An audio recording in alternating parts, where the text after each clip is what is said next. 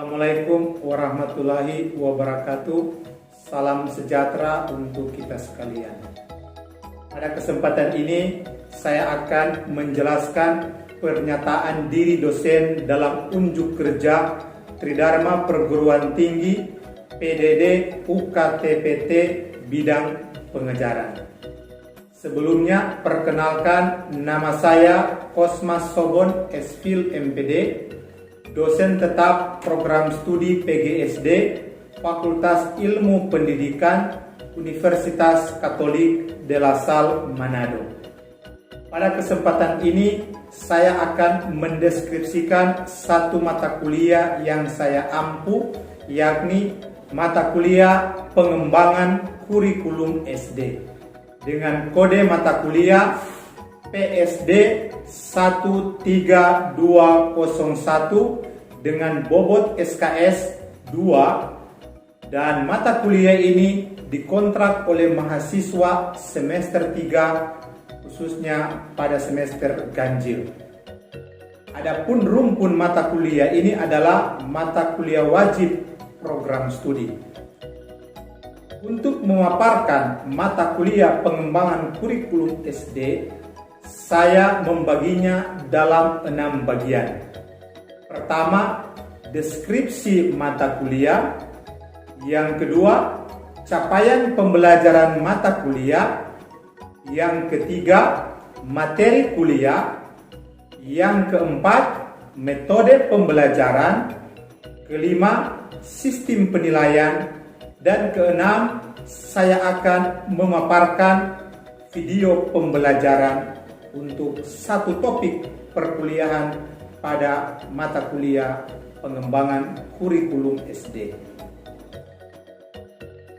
1. Deskripsi mata kuliah. Mata kuliah pengembangan kurikulum SD membahas dan mendiskusikan pengetahuan tentang konsep kurikulum yang meliputi pengertian kurikulum, sejarah perkembangan kurikulum di Indonesia, dimensi kurikulum, fungsi dan peran kurikulum, landasan kurikulum, komponen-komponen kurikulum, menganalisis kebijakan dan isu-isu perkembangan kurikulum, prinsip-prinsip pengembangan kurikulum, pendekatan, model dan asas pengembangan kurikulum, serta kebijakan kurikulum merdeka di Satuan Pendidikan Sekolah Dasar yang merupakan kurikulum terbaru pada saat ini. Kedua, capaian pembelajaran mata kuliah. Ada 10 capaian pembelajaran mata kuliah, bisa dilihat sebagai berikut.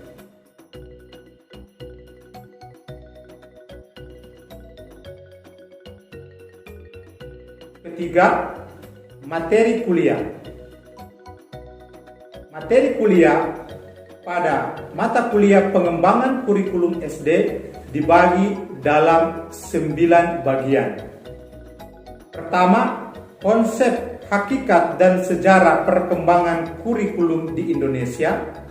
Yang kedua, kebijakan dan isu-isu perkembangan kurikulum dari tahun ke tahun. Ketiga, prinsip-prinsip pengembangan kurikulum. Keempat, dimensi dan komponen pengembangan kurikulum. Kelima, fungsi dan peranan pengembangan kurikulum. Keenam, pendekatan, model dan asas-asas pengembangan kurikulum. Ketujuh, capaian pembelajaran dalam kurikulum merdeka. Kedelapan, penyusunan tujuan pembelajaran, alur tujuan pembelajaran, dan modul ajar dalam kurikulum merdeka. Kesembilan, desain proyek penguatan profil pelajar Pancasila dalam kurikulum merdeka. Agar materi perkuliahan itu tersampaikan dengan baik, maka ada beberapa hal yang saya lakukan. Pertama, penggunaan buku atau referensi yang relevan, termasuk artikel-artikel terkait dengan kurikulum. Berikut beberapa contoh buku yang saya gunakan dalam pembelajaran. Yang kedua, saya menyiapkan materi ajar dalam bentuk PPT atau modul ajar yang sederhana. Berikut contoh PPT yang saya buat dan dibagikan kepada mahasiswa. Yang ketiga, saya juga mengirim video materi di Google Classroom dan memberikan pertanyaan-pertanyaan kepada mahasiswa berdasarkan video yang sudah dibagikan melalui Google Classroom. Berikut contoh pemberian tugasnya. Yang keempat, metode pembelajaran. Dalam perkuliahan mata kuliah pengembangan kurikulum SD, metode pembelajaran dalam bentuk dua, sinkronus dan asinkronus. Sinkronus saya pakai pada masa pembelajaran pandemi COVID-19, di mana pertama saya menggunakan aplikasi pembelajaran virtual dalam bentuk Google Meet dan Zoom. Kemudian yang kedua, saya juga menggunakan breakout room terkait dengan aplikasi Google Meet. Kesempatan ini saya juga sebagai fasilitator sekolah penggerak, saya menggunakan akun Belajar ID sehingga saya bisa membuat breakout room lewat akun Belajar ID. Kedua, asinkronus. Asinkronus saya lakukan di mana saya mengirim tugas baik mandiri maupun secara kelompok lewat Google Classroom, di mana saya mengirim video atau materi tertentu dan mahasiswa mengerjakan pertanyaan-pertanyaan yang saya berikan di rumah dan dikirim kembali jawaban mereka di Google Classroom yang sudah saya setting sebelumnya. Kemudian yang kelima, sistem penilaian.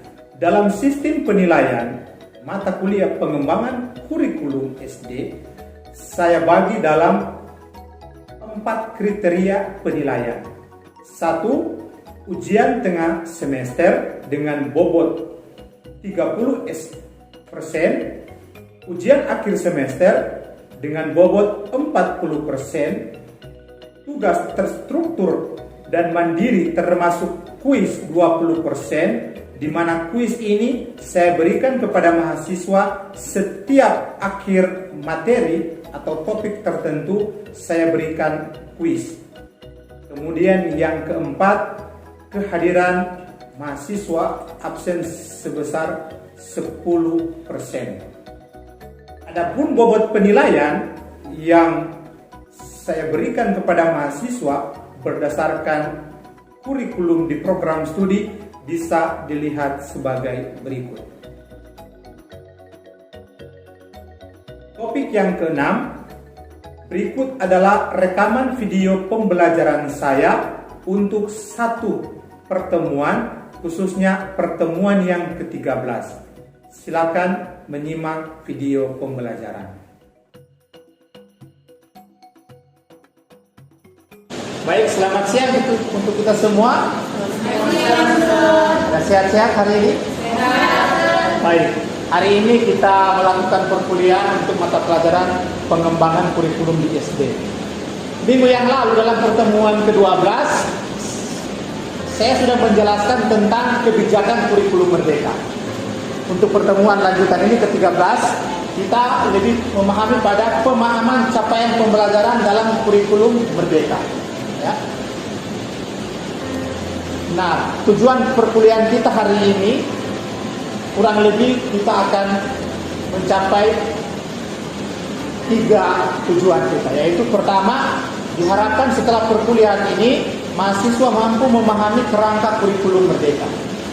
Yang kedua, mahasiswa memahami prinsip penyusunan capaian pembelajaran. Yang ketiga, mahasiswa memahami 6 aspek pemahaman untuk mencapai capaian pembelajaran. Kurang lebih 3 komponen ini yang diharapkan kita bisa capai setelah perkuliahan. Nah, untuk mencapai tujuan tadi, maka ada beberapa agenda perkuliahan yang kita akan lakukan sepanjang hari ini, sepanjang jam perkuliahan ini. Pertama, pemaparan materi secara singkat dari saya. kemudian ada diskusi, tanya jawab jika ada yang belum dimengerti, dan kemudian diskusi kelompok. Setelah diskusi kelompok ada presentasi dari mahasiswa, kemudian kesimpulan materi, dan lalu kita masuk pada pemberian tugas mandiri sebagai penguatan pemahaman kita terkait dengan perkuliahan kita sepanjang hari ini. Nah, di sini kalau kita lihat ada pembelajaran, di mana pembelajaran itu sebenarnya ibarat perjalanan. Dalam perjalanan itu sebenarnya tujuannya yang penting. Tujuan apa kita melakukan perjalanan? Bukan kecepatan kita melakukan perjalanan, tapi lebih pada tujuan. Ya. Seringkali kita mengajar, kita lebih prioritas pada materinya, kecepatannya, sedangkan kita tidak melihat tujuannya. Apakah siswa sudah mengerti atau tidak? Kadang-kadang sebagai calon guru dan guru kita tidak perhatikan. Nah, dalam kurikulum Merdeka, begitupun dalam capaian pembelajaran dalam kurikulum Merdeka, ada tujuan akhir yang akan hendak dicapai oleh siswa. Dan salah satu keunikan dalam kurikulum Merdeka, capaian pembelajaran itu dibuat dalam bentuk fase-fase, ya, dalam bentuk fase-fase, dan itu semua termuat dalam pemetaan ini, ya, dalam gambar, ya. Bisa dilihat ini? Bisa, ya, harap jelas. Nah, dalam gambar ini terlihat bahwa di bagian atas ini, ya, di bagian atas ini adalah kewenangan dari pemerintah pusat. Pemerintah pusat yang menyusun atau menetapkan dari tujuan pendidikan nasional sampai struktur kurikulum, capaian pembelajaran dan prinsip pembelajaran dan asesmen. Ini sudah by default diberikan oleh pemerintah. Sedangkan di bagian ini adalah tugas setiap satuan pendidikan, termasuk juga kita, guru dan calon guru, untuk memahami misalnya buku ajar maupun tujuan pembelajaran dan seterusnya untuk mencapai tujuan pembelajaran. Nah, tadi saya sudah katakan bahwa dalam sebuah perjalanan, untuk mencapai satu pembelajaran itu dianalogikan dengan sebuah perjalanan. Nah, sekali lagi dalam perjalanan itu kita bebas untuk memilih jalur, cara dan alat untuk menempuh perjalanan tersebut. Begitupun dalam mencapai CP, kita perlu membangun kompetensi agar kita bisa tiba pada tujuan itu pada waktu yang tepat. Begitupun dalam capaian pembelajaran kurikulum Merdeka. Nah, salah satu hal yang membedakan dengan kurikulum sebelumnya, K13, dengan kurikulum Merdeka, bahwa capaian pembelajaran dalam kurikulum Merdeka itu dibentuk dalam fase, di mana fase A itu kelas 1 dan 2, fase B kelas 3 dan sampai 4, fase C kelas 5 sampai kelas 6. Ini yang kita perlu perhatikan adalah di jenjang SD, karena kita semua ini calon guru SD. Kita harus pahami ini fase A, B, dan C, minimal di tingkatan kelasnya. Nah, ini saya tunjukkan adalah deskripsi CP setiap mata pelajaran di SD.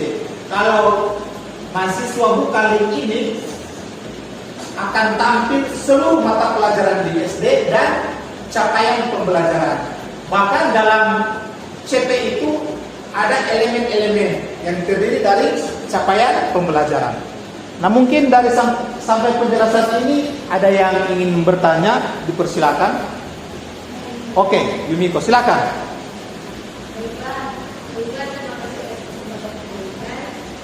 Saya ingin bertanya, apakah perbedaan kurikulum 2013 dan kurikulum Merdeka dalam aspek tujuan pembelajaran?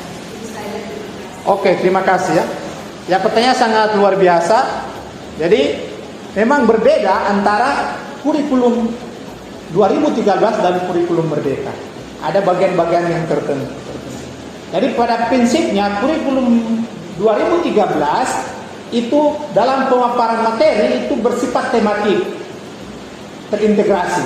Dalam satu topik itu bisa dijelaskan dalam beberapa mata pelajaran. Misalnya topik kerukunan itu bisa dijelaskan dalam beberapa mata pelajaran, bisa PPKN, IPS, IPA dan seterusnya.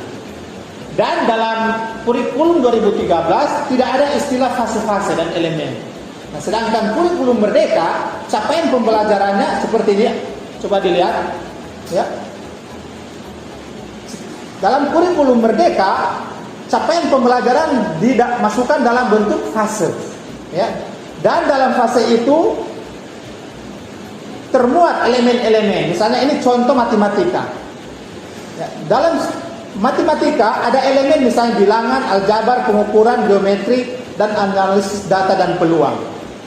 Ada CP per mata pelajaran, ada CP per elemen. Jadi ada beberapa capaian pembelajaran. Ada capaian pembelajaran mata pelajaran matematika dan ada capaian mata pelajaran berdasarkan elemen-elemen. Itu yang pertama. Yang kedua, kalau kurikulum merdeka kita tidak ada masih kita diikat untuk materi-materi. Jadi topik A itu kita tidak punya kebebasan guru untuk mengajar. Sedangkan kurikulum merdeka, satu capaian pembelajaran itu kita bisa lihat situasi dan kondisi sekolah masing-masing. Mana topik-topik atau kompetensi yang relevan dengan siswa dan sekolah. Itu keunikan dari kurikulum merdeka. Ini saya memberikan contoh. Mungkin ada pertanyaan lain sebelum saya lanjut di capaian pembelajaran seni rupa sebagai contoh. Oh, disilakan. Tapi sudah jelas tadi. Oh, sudah. Terima kasih. Saya terima kasih atas kesempatan. Saya ingin bertanya, apakah yang akan dibuat oleh kami mahasiswa sebagai calon seorang guru terkait dengan capaian pembelajaran dalam kurikulum merdeka? Oke, terima kasih. Ya, ini juga pertanyaan yang luar biasa. Jadi salah satu cara untuk sebagai kita calon guru, bahkan calon guru nanti, bahwa untuk pemahaman capaian pembelajaran kita harus perhatikan isi dari capaian pembelajaran per mata pelajaran. Setiap mata pelajaran mahasiswa perlu baca baik-baik isi capaian pembelajaran. Karena apa? Dari capaian pembelajaran itu setiap mahasiswa akan menarik isi, kompeten atau materi yang akan kita ajarkan di kelas.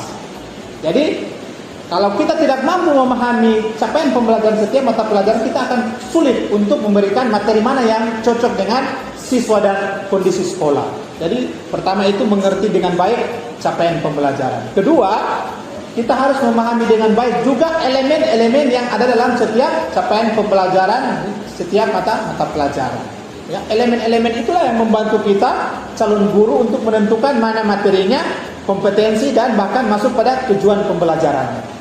Anda bisa mengerti? Ya? Bisa. Oke.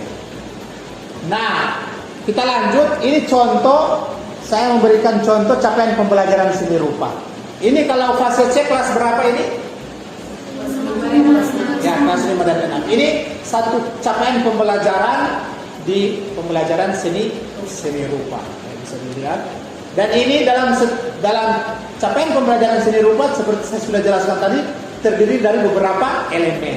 Dan setiap elemen itu terbagi dalam capaian pembelajaran setiap fase. Nah, ini sangat jelas sekali ya. Saya berpikir dan bekerja artistik itu punya capaian pembelajaran per fase. Ya. Dalam capaian pembelajaran itu kita calon guru itu kita bisa menarik materi-materinya. Nah, ini untuk memantapkan pemahaman kita terkait dengan capaian pembelajaran. Ini ada format yang kita akan diskusikan dalam kelompok. Ya. Diskusikan dalam kelompok bahwa kita akan menulis dalam lembar diskusi kelompok. Di situ ada capaian pembelajaran, mata pelajaran, dan ditentukan fasenya.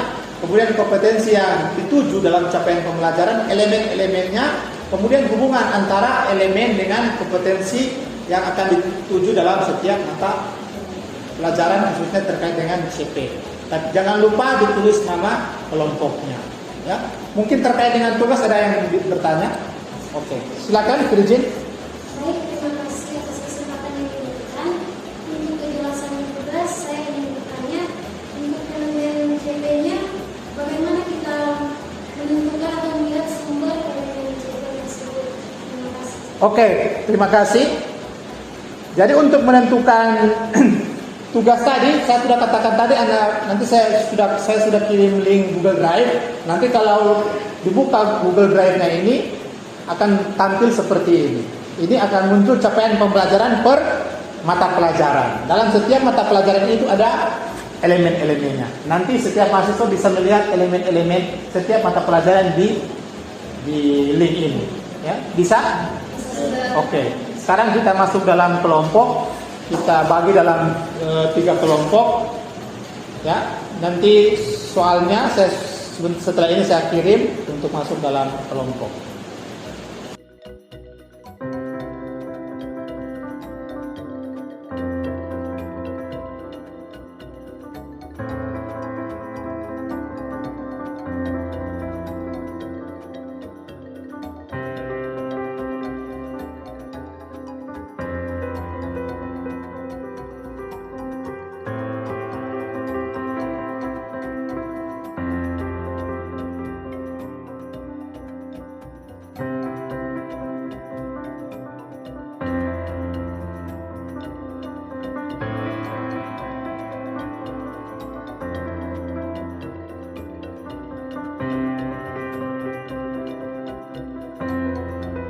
Baiklah, kita masuk dalam diskusi kelompok.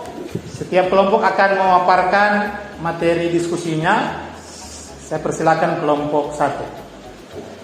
Flash untuk saya bisa copy flashnya.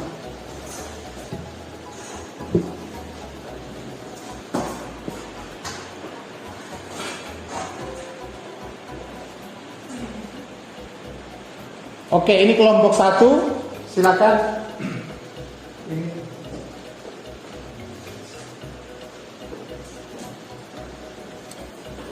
Terima kasih atas kesempatan yang diberikan kepada kelompok kami. Di sini saya perwakilan dari kelompok akan membacakan hasil diskusi dari kami. Yang pertama pada bagian capaian makro atau fase, capaian PPKN atau fase A, yaitu peserta didik mampu memahami dan menjelaskan makna sila-sila Pancasila serta menceritakan contoh penerapan sila Pancasila dalam kehidupan sehari-hari sesuai dengan perkembangan dan konteks peserta didik.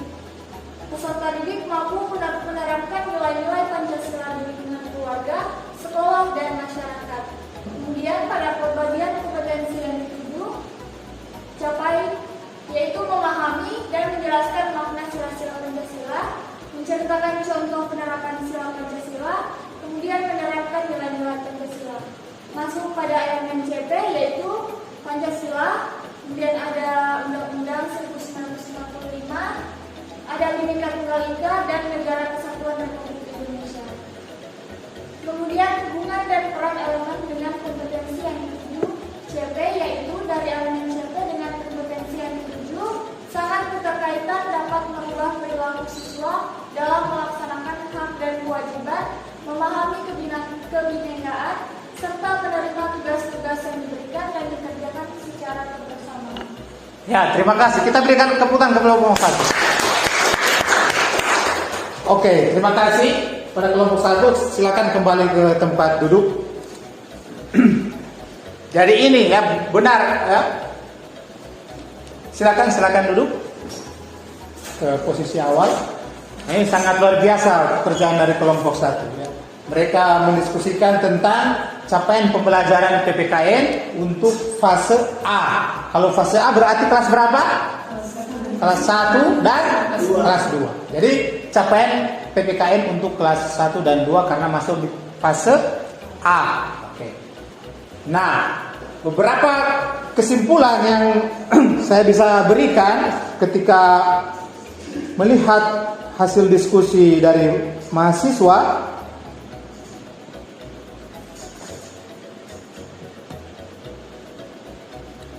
Nah ini, tadi kelompok sudah memaparkan setiap mata pelajaran dan setiap fase punya kompetensi elemen masing-masing. Diharapkan setelah mengisi pemetaan elemen capaian pembelajaran dalam setiap mata pelajaran,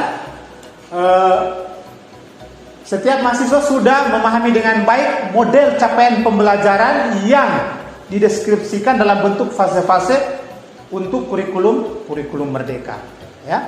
Kemudian untuk yang terakhir, semua peserta didik diberikan tugas mandiri.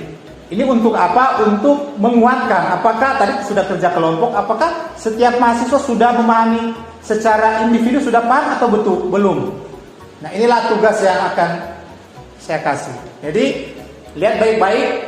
Coba baca. Yumiko baca tugasnya, silakan.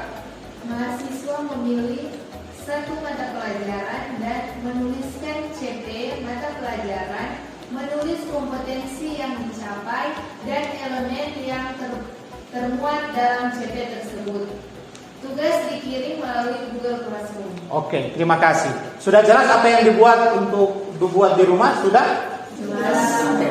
Nanti formatnya bisa di-download di Google Classroom, langsung setelah itu di-upload di Google Classroom. Oke, terima kasih atas kehadiran Anda semua. Semoga sehat-sehat selalu dan diberikan kekuatan dalam melaksanakan tugas, khususnya tugas mandiri. Terima kasih.